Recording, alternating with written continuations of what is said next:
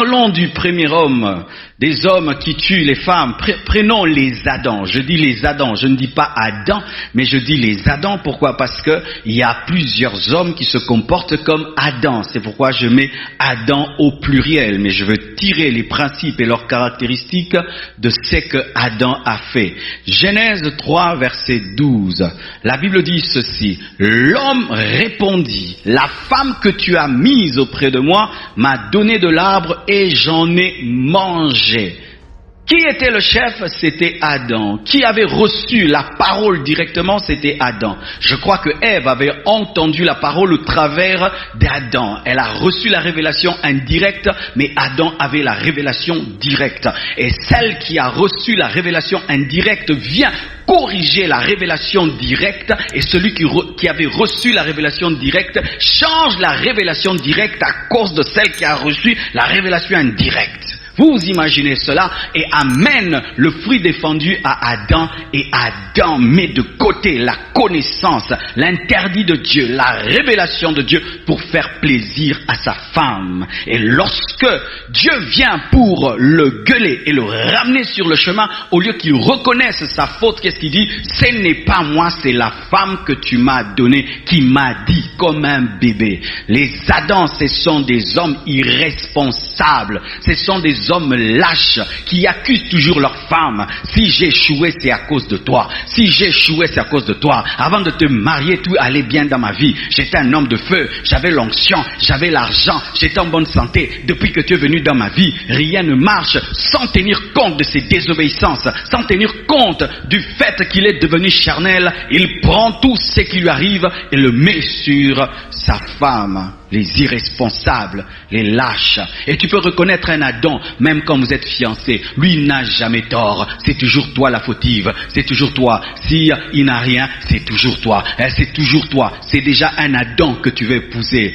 Les Adams se révèlent déjà dans les fiançailles. Ils t'accusent toujours de ses malheurs. Ils t'accusent toujours comme si tu l'as forcé, comme si tu l'as téléguidé. Ève n'avait pas forcé, elle avait proposé. Elle n'avait pas forcé, elle avait proposé. C'est Adam qui a accepté. Adam a mangé. Il devait dire, j'ai désobéi, Seigneur, pardonne-moi. Mais il dit, c'est la femme. Un homme qui ne fait que t'accuser de ses erreurs te culpabilisera, te remplira de culpabilité, de condamnation et te fera perdre la joie et te poussera même des fois à devenir un avocat. C'est quelqu'un qui sait toujours se défendre. Vous voyez ces femmes qui savent toujours se défendre. Souvent les femmes qui deviennent spécialistes en défense, c'est parce qu'elles sont tout le temps accusées. Quand chaque fois on accuse une femme, c'est toi, elle apprend à se défendre. Et tu vois cette femme qui ne parlait pas beaucoup, commence à beaucoup parler, commence à beaucoup se justifier. Parce que Ève a aussi dit, ce n'est pas moi, c'est le serpent qui a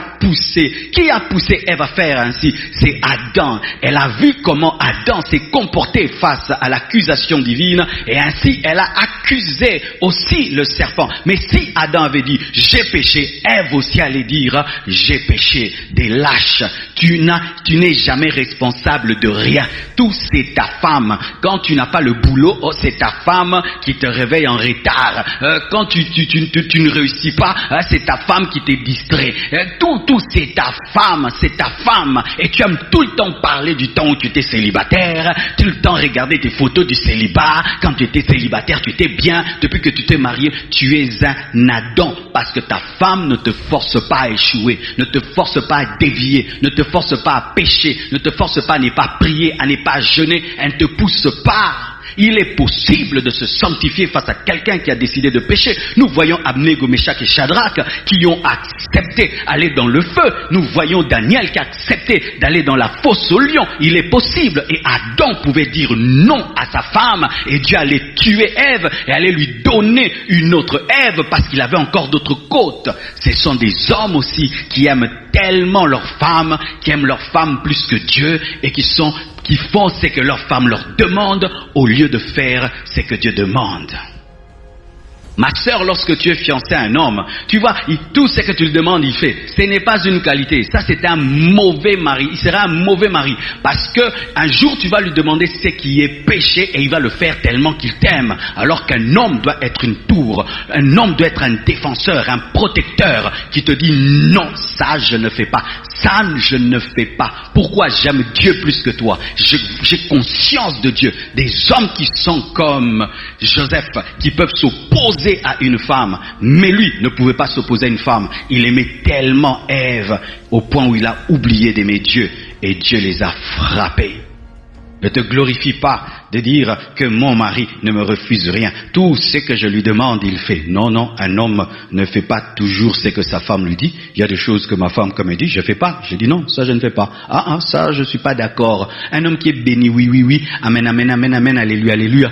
C'est pas la parole de Dieu. Je dis amen tout le temps à la parole de Dieu, mais je ne dis pas amen tout le temps à la parole de ma femme. Lorsque ma femme me parle, je discerne quand c'est elle ou quand c'est Dieu. Je discerne quand c'est Dieu ou si c'est elle-même.